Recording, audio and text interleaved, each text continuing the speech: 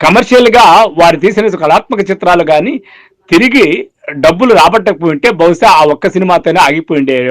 అదృష్టమో దురదృష్టమో కానీ తెలుగు పరిశ్రమ పేరు చెప్పుకునే విధంగా ఆయన తీసిన ప్రతి సినిమా కూడా కమర్షియల్గా బాగానే ప్లే చేయడం జరిగింది.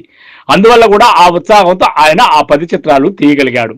భారీ సెట్టింగ్లు లేకుండా, ఫైటింగ్లు లేకుండా గొప్ప చిత్రాలు తీయవచ్చని ఏడిది నాగేశ్వరరావు విశ్వనాథ్ ద్వారా, వంశీ ద్వారా నిరూపించుకున్నాడు.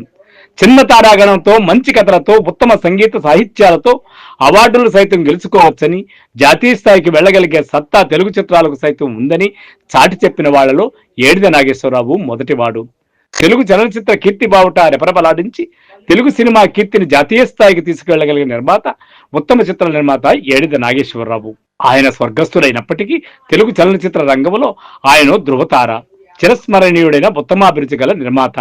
అక్టోబర్ 4 ఆయన వర్ధంతి సందర్భంగా ఆయనకి సంబంధించి ఒక నివాళిలాగా ఆయన్ని మనం 10 మంది గుర్తుపెట్టుకునే విధంగా ఈ చిన్న వీడియో చేస్తున్నాను. బహుశా లేట్ అయింది.